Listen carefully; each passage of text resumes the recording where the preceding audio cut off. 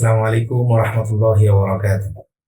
সন্তান ভূমিষ্ঠ হওয়ার পর মা বাবার কিছু দায়িত্ব থাকে, সন্তানের জন্য কিছু করণীয় থাকে। তো সেই সন্তানের জন্য, নবজাতকের জন্য সন্তান জন্ম নেওয়ার পরপরই কিছু মৌলিক করণীয় আছে, যে করণীয়গুলো যখন আমরা পালন করব তখন আমাদের সন্তানের জীবন নিরাপদ হবে, সুন্দর হবে। একইভাবে একজন মুসলমান হিসাবে সন্তানের উপরে যে হক, আমাদের দায়িত্বগুলো রয়েছে, যে দায়িত্বগুলো পালন হবে, নয়তো আল্লাহ রাব্বুল আলামিনের কাছেও আমাদের জবাব দিতে হবে।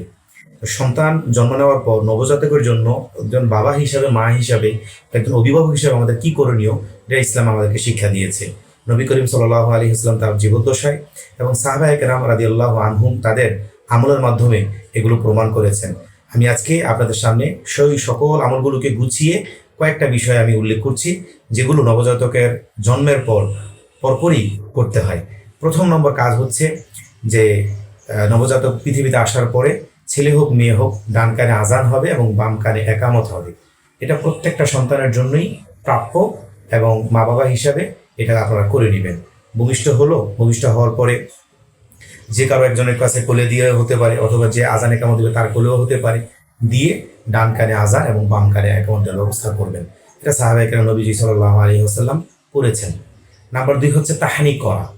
তাহনিক মানে হচ্ছে বাচ্চার মুখে শুরুতেই মিষ্টি জাতীয় কোনো খাবার দেওয়া। সাধারণত এই আধুনিক যুগে এসে ডাক্তাররা সাধারণত না করে থাকে। তো এটা এমনভাবে করা যায় যেটা বাচ্চার জন্য ক্ষতিকর না। যেমন বাচ্চার ভূমিষ্ঠ হওয়ার পরে যদি আপনি একটু খেজুর চিবিয়ে তার মুখে শুধু রসটা দেন, অথবা যদি একটু সামান্য পরিমাণে মধু, বেশি পরিমাণে দেওয়া যাবে না, কারণ এই বাচ্চা তখন খাবারের উপযোগী হয় না এবং খুবই লিকুইড টাইপের খাবার সে তখন নিতে পারে। এই জন্য খেজুর চিবিয়ে অথবা সামান্য একটু মধু তার মুখে দেওয়া যায়, এটাও সুন্নাহ। 3 নম্বর বিষয় হচ্ছে নবজাতকের জন্য দোয়া করা। নবী করিম সাল্লাল্লাহু আলাইহি ওয়াসাল্লামের কাছে কোনো সন্তান নিয়ে আসলে নবী সাল্লাল্লাহু আলাইহি ওয়াসাল্লাম তার জন্য দোয়া করে দিতেন। তো যেমন আব্দুল্লাহ ইবনে আব্বাস রাদিয়াল্লাহু তাআলা আনহুকে যখন হুজুর সাল্লাল্লাহু আলাইহি ওয়াসাল্লামের কাছে নিয়ে আসা হয়, তখন তিনি তার জন্য দোয়া করেছিলেন, আল্লাহুম্মা ফাক্কিহহু ফিদ-দীন ওয়া আল্লিমহু তা'বীল।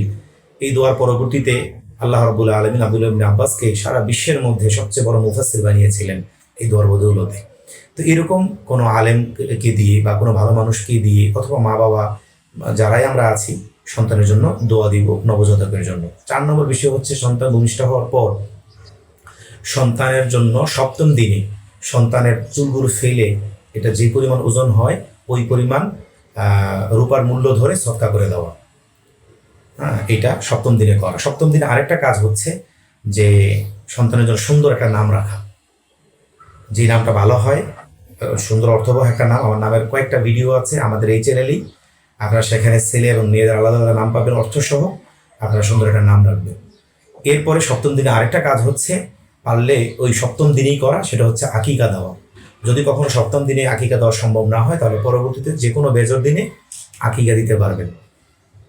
এরপরে একটি গুরুত্বপূর্ণ কাজ হচ্ছে সন্তানের জন্য ভালো একটা পড়াশোনার ব্যবস্থা করা, যেখানে যেভাবে সন্তানকে গড়ে উঠাইলে সন্তানের জন্য ভালো হবে সেই ধরনের প্রতিষ্ঠানে বা সেই ধরনের গাইডলাইনে তাকে বড় করা।